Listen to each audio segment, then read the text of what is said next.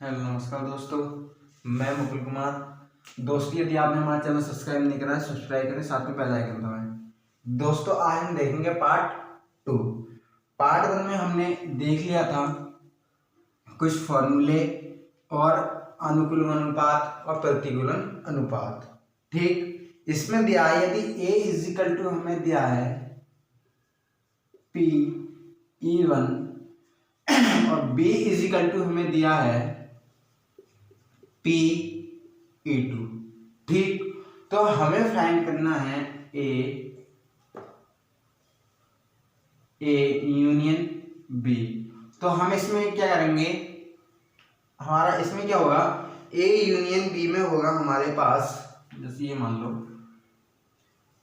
P(E1) union P(E2), ये होगा हमारे पास P(E1) प्लस P(E2).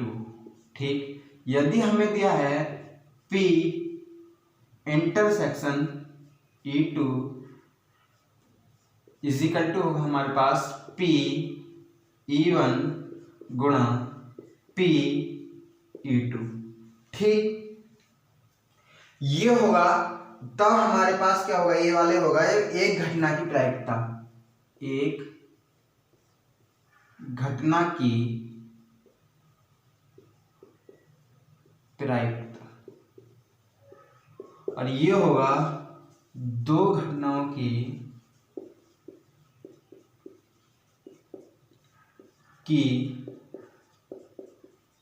प्रायिकता। तीसरा होगा हमारे पास कोई भी घटना ना घटने की प्रायिकता, कोई भी घटना ने घटने की प्रायिकता। ठीक, इसमें क्या होगा हमारे पास is equal to 1 minus P(E1) union E2। ठीक, ये हो गए फॉर्मूले। अब देखते हैं एक सवाल कैसे करते हैं इसमें हल। हम सवाल करते हैं, यदि हमें सवाल दिया है किसी प्रश्न को मोहन द्वारा, सवाल है किसी प्रश्न को मोहन द्वारा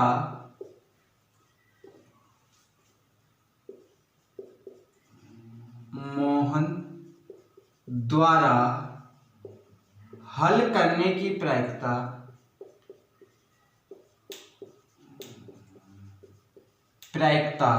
कितनी है हमारे पास, मोहन द्वारा हल किए जाने की प्रायिकता 1/3 और सोहन द्वारा हल किए जाने की प्रायिकता 1/6, और सोहन द्वारा हल किए जाने की प्रायिकता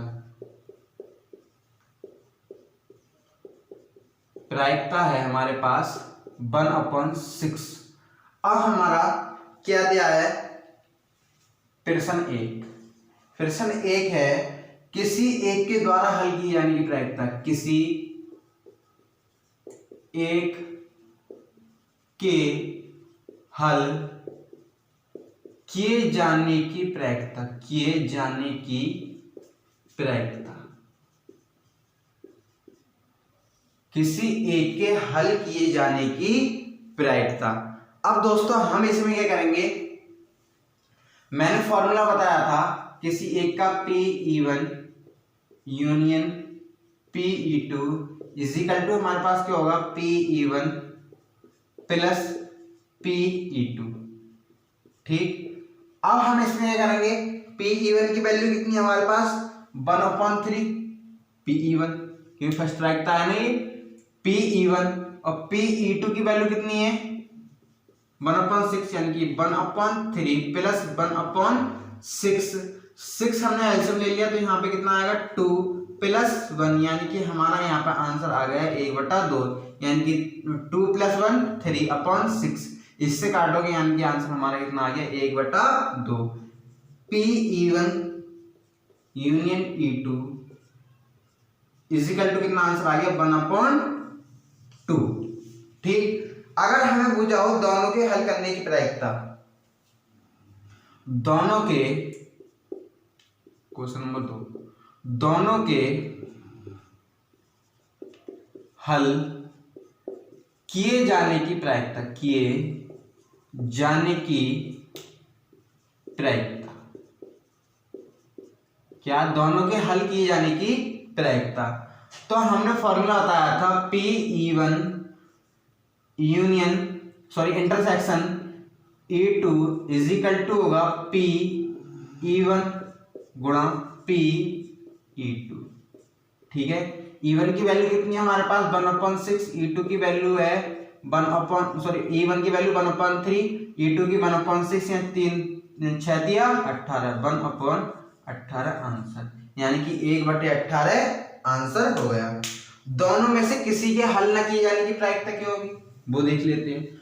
दोनों में से किसी के हल ना किए जाने की प्रायिकता क्या होगी, फॉर्मूला था उसका 1 - P(E1) यूनियन E2। ठीक, किसी के हल ना की जाने की प्रायिकता 1, इसकी वैल्यू हमने कितनी निकाली थी 1/2, एक में से आधा गया कितना 1/2 आंसर। ठीक, कितना आंसर आ गया हमारे पास 1/2। अगला देखते हैं, आप फॉर्मूले देख लेते हैं दोस्तों। फॉर्मूले क्या है हमारे पास, फॉर्मूले हैं, अगला फॉर्मूला हमारे पास, यदि हमें दिया हो P(E1) - E2, ठीक, क्या होगा हमारे पास P(E1) - P(E1) union intersection E2। ठीक, अगला है formula P(A' intersection B' is equal to हमारे पास होगा PU - P - A union B। अगला है हमारे पास P union B is equal to dash, ये होगा PU - P A intersection B, यानी कि हमारे पास यहाँ पर इंटरसेक्शन होगा तो यहाँ पे यूनियन होगा, और यहाँ पे यूनियन होगा तो इंटरसेक्शन होगा, वो भी डैश में। ठीक, ये फॉर्मूला है, ये मोस्ट है दोस्तों, मोस्ट तो सभी हैं लेकिन ये ज्यादा पूछा जाता है A/B, जिसका होगा हमारे पास N A इंटरसेक्शन B/NB। एक और होगा हमारे पास A/B', इसके इजिकल टू हमारे पास होगा NB इंटरसेक्शन A/NB। ठीक, ये होगा हमारे फॉर्मूले। एक और दोस्तों, अगर हमारे पास दिया होगा परस्पर अपवर्जी, परस्पर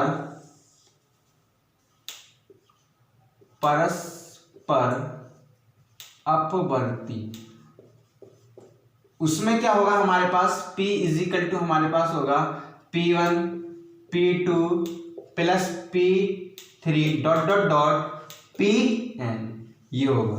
ठीक, इंग्लिश में बोले ऐसे तो इंग्लिश में होगा मेटल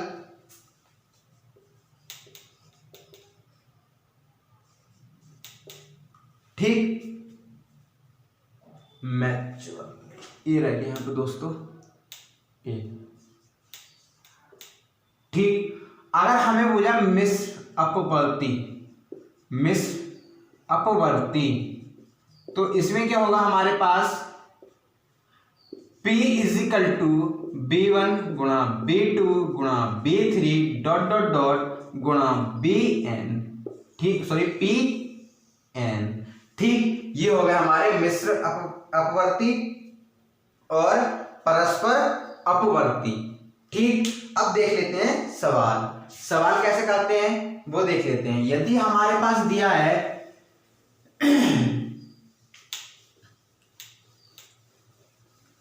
सवाल दिया है हमें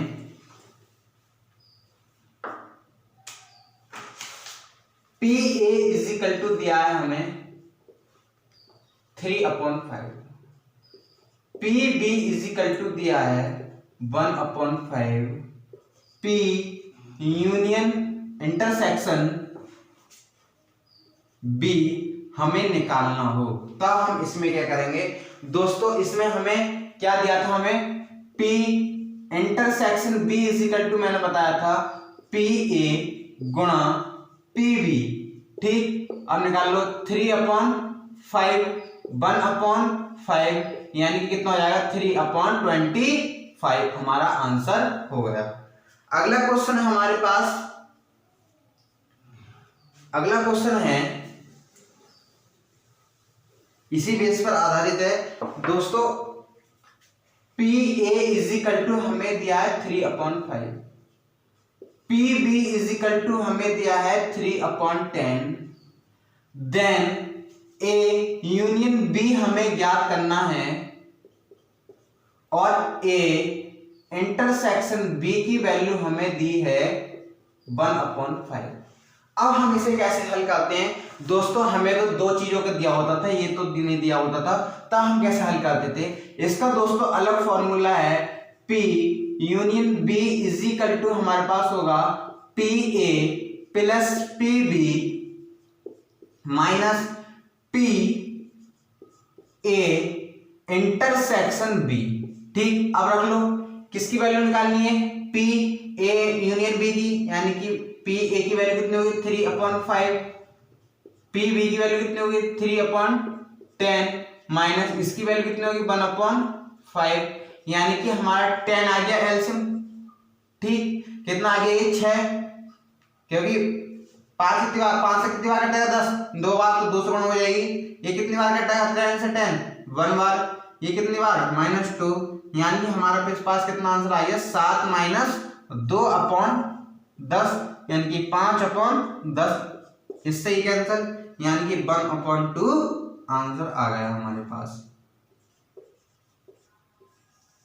ठीक। कितना आंसर आ गया 1/2। और देख लेते हैं सवाल इसी बेस पर। सवाल दिया है हमें P A is equal to 3.5, P union B is equal to हमारे पास दिया है 0.6, देन PB हमें फाइंड करना है। तो अब हमें इसमें कैसे फाइंड करेंगे, क्योंकि दोस्तों हमें तो यूनियन दिया है, तो हम P A union B is equal to हमारे पास कितना होगा PA प्लस PB होगा। इसकी वैल्यू हमें कितनी दी है 0.6, दोस्तों हमें 0.6 वैल्यू दी होती तो हमें ये दिया होता 0.6, यानी कि अगर हमें दिया हो 0.6 तो हम ऐसे लिखते हो ना, हमें दिया हो 0.6 तो होता है 60 पैसे, मतलब कि 0.60, और 0.6 हमें लिखना है तो ऐसे लिखेंगे, 0.60 लिखना है तो ऐसे लिखेंगे, और ऐसे भी हम 0.60 लिख सकते हैं। तो 60 हो गए इज इक्वल टू ए की वैल्यू कितनी है 0.35 प्लस PB की वैल्यू निकालनी है। अब हम इधर ले लेंगे इसे 0.60 minus 0.35 is equal to PB, ठीक। इसका 10 में से 5 गए, कितने बचे 10 में से 5 गए, 10 में से 5 गए 5, कितने 10 में से 5 गए 5, अब यहाँ पे कितना होता है 5, 5 प्लस 3 गए 2, यानी कि हमारा जो आंसर आ गया PB इज इक्वल टू हमारे पास आंसर आ गया 2.25, कितना आंसर आ गया 0.25, ठीक। अब अगला देखते हैं, ये दोस्तों ट्रिकी सवाल है, इसे ध्यान से देखना, ठीक। इसके बाद करेंगे हम एक्सरसाइज भी देखना, पहले एक ट्रिकी सवाल देख ले रहे हैं।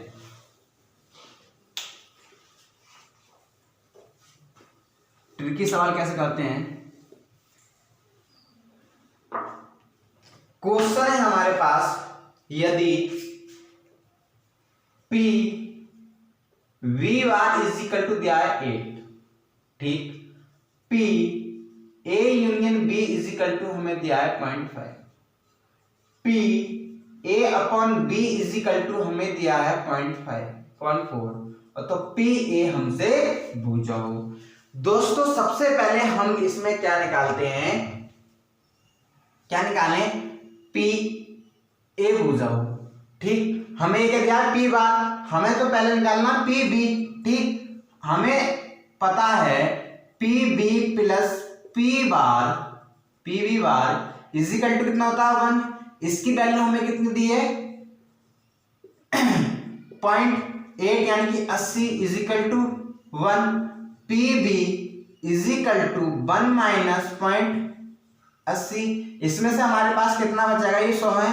P B is equal to हमारे पास बचा 0.20, ठीक। पीवी की वैल्यू कितनी मिल गई हमारे पास 0.20। अब हमें दिया है P A upon B is equal to formula होता है P intersection upon P B, होता नहीं होता है ये फॉर्मूला, क्या फॉर्मूला होता है, P A upon B is equal to P A intersection B upon P B. इसकी वैल्यू हमारे पास कितनी है 0.4 इज इक्वल टू, इसकी हमें निकालनी है, क्योंकि दोस्तों हम जब इसकी वैल्यू क्यों निकाल रहे हैं, क्योंकि हमें फॉर्मूला दिया होता है P A union B is equal to P A plus P B minus P A union B, ठीक। अब हमें क्या क्या दिया है, यूनियन दिया है, ठीक। इंटरसेक्शन नहीं दिया तो इंटरसेक्शन से इससे निकालेंगे, क्योंकि ए अपॉन बी इसका फॉर्मूला होता है, बी भी हमारे पास है, तो हम इसमें क्या करेंगे, अब पी ए इंटरसेक्शन बी, ए की बी की वैल्यू कितनी है 0.2, इसकी गुणा कराएंगे तो हो जाएगा हमारे पास 0.08, कितना आ गया हमारे पास, पी ए इंटरसेक्शन बी की वैल्यू आ गई हमारे पास 0.08। अब हम इसमें वैल्यू निकाल सकते हैं, पी ए यूनियन बी की वैल्यू हमारे पास होगी P A plus P B minus P union intersection B, इसकी वैल्यू कितनी है 0.5 इज इक्वल टू, ए की वैल्यू कितनी है निकालनी है हमें, बी की वैल्यू कितनी है, बी की वैल्यू 0.20 माइनस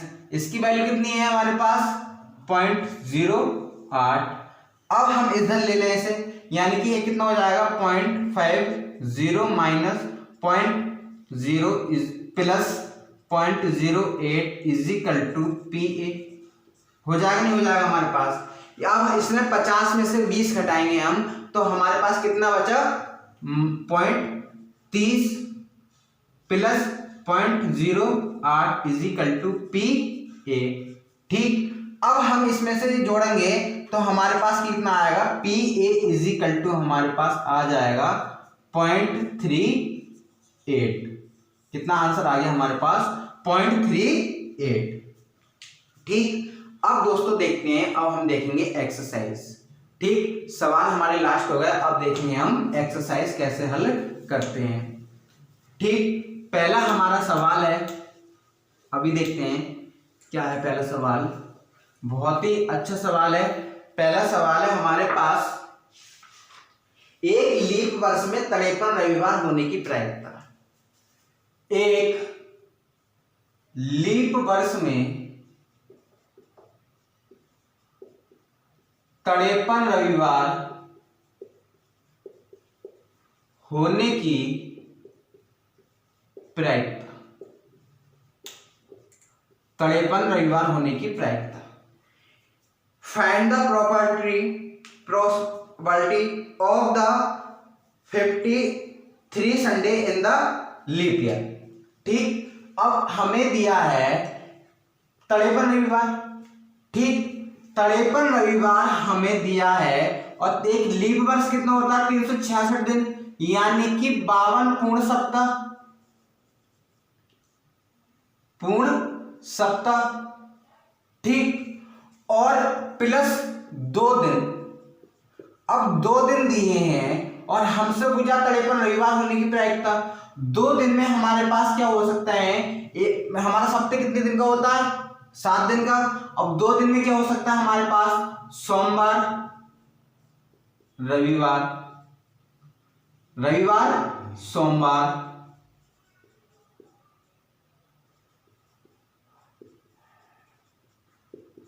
संडे, मंडे, सोमवार, मंगलवार, मंगलवार, बुधवार, ठीक, बुधवार, बृहस्पतिवार,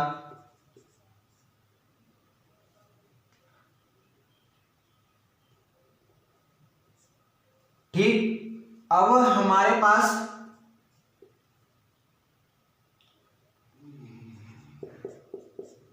बृहस्पति, शुक्र, बृहस्पतिवार, शुक्रवार, यानी कि शुक्रवार, शुक्रवार, शनिवार,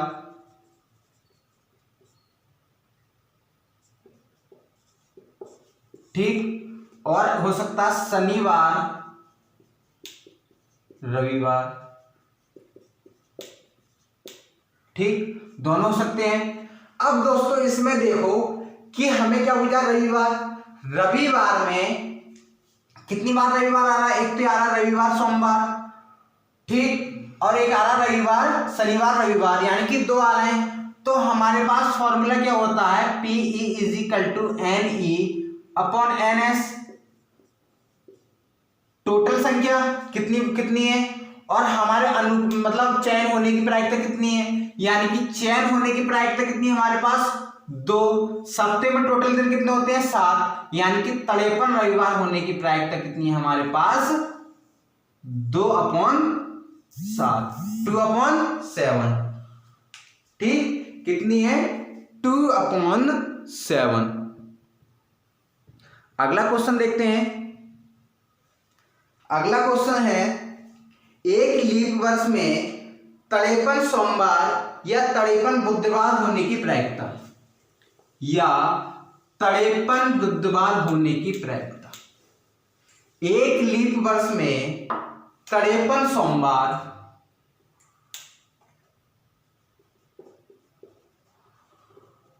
या 53 बुधवार होने की प्रायिकता, ठीक। अब हम इसमें क्या देखेंगे, एक लीप वर्ष में कोई 52 पूर्ण सप्ताह और 2 दिन हो रहे हैं ना। अब वही फिर कितना, Sunday, Monday, Monday, Tuesday, Tuesday, Wednesday, Wednesday, Thursday, और Thursday, Friday, Friday, Saturday, Saturday, Sunday, ठीक। अब हमारे पास क्या पूछा है हमसे, मंडे और वेडनेसडे, वेडनेसडे पूछा है। अब हम इसमें देख लेते हैं मंडे कितनी बार आ रहा है, एक तो ये है मंडे, और कहां है मंडे, मंडे, संडे, मंडे, कितनी बार आ रहा है हमारे पास, मंडे कितनी बार आ रहा है, 2 बार, एक तो ये मंडे और एक ये है, कितनी, 2/, टोटल दिन कितने हैं, 7, या लग रहा है प्लस। अब देखते हैं बुधवार कितनी बार आ रहा है, बुधवार, वेडनेसडे, एक ये है और एक ये भी 2/7 हो जाएगा, यानी कि 7 स्क्वायर से मिल लो 7, ये कितना हो जाएगा, 2 + 2, यानी कि 4/7 आंसर हमारा आ जाएगा, 4/7 हमारा आंसर आ गया। एक लीप वर्ष में 53 सोमवार या 53 बुधवार होने की प्रायिकता होगी 4/7। वो कैसे होगी, वो हमने हल करके दिखा दिया। अब अगला सवाल है, एक लीप वर्ष में 53 रविवार और 53 सोमवार होने की प्रायिकता। 53 रविवार और तड़ेपन सोमवार होने की प्रायिकता, रविवार, तड़ेपन सोमवार होने की प्रायिकता, संडे और मंडे, फिर वही Sunday Monday, Monday Tuesday, Tuesday Wednesday, Wednesday Thursday, Thursday Friday, Friday Saturday, Saturday Sunday.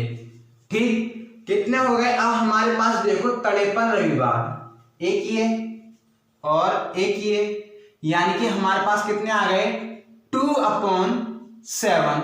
और सोमवार देखो दोस्तों, ये सोमवार और रविवार की तो गिनती हो गई हमारे पास, क्योंकि हमने सैटरडे वो सॉरी संडे और मंडे तो गिन लिए इस वाले में, और एक सैटरडे और संडे गिन लिए।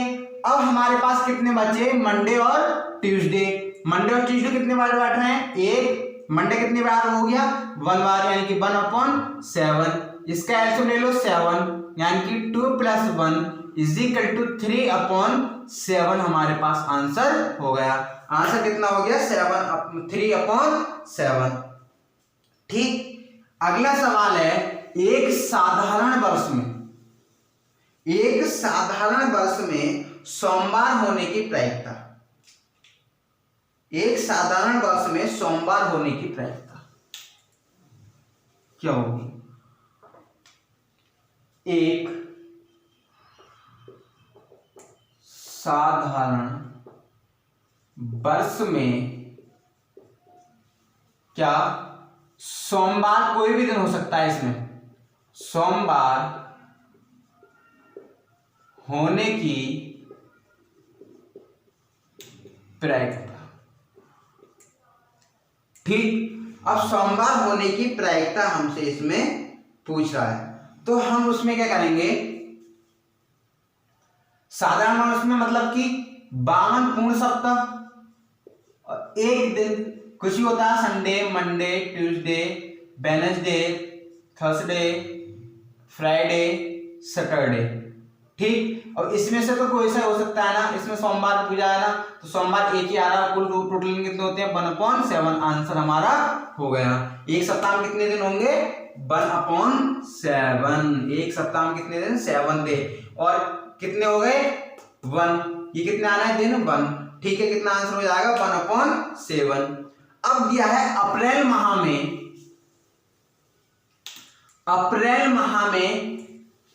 5 सोमवार होने की प्रायिकता। अप्रैल महीने में 5 सोमवार होने की प्रायिकता, 5 सोमवार होने की प्रायिकता। ठीक, अप्रैल कितने दिन का होता है? 30, क्योंकि जनवरी फरवरी मार्च अप्रैल कितने? 30 दिन का। टोटल दिन कितने? 7। एक सप्ते में कितने सप्ते हो गए? 4। 7 चौक 28, 2 दिन बचे एक्स्ट्रा, 2 दिन एक्स्ट्रा बचे, टोटल दिन कितने होंगे? 7। आंसर वही संडे मंडे वाला केस, कितना आंसर आएगा? 2/7। ठीक, आंसर कितना आ गया? 2/7। अब एक क्वेश्चन है, लास्ट क्वेश्चन है हमारे पास, ये एक दौड़ जीतने की संभावना, एक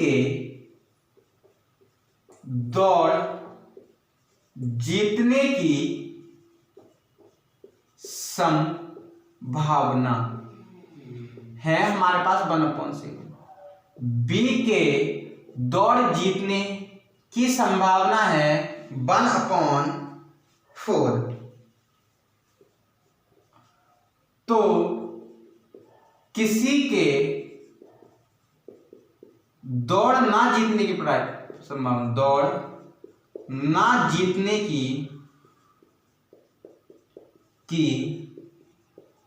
संभावना कितनी होगी? अब दोस्तों इसमें हम क्या करते हैं,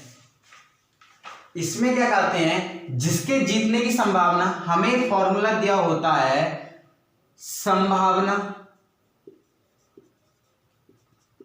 और ना होने की संभावना।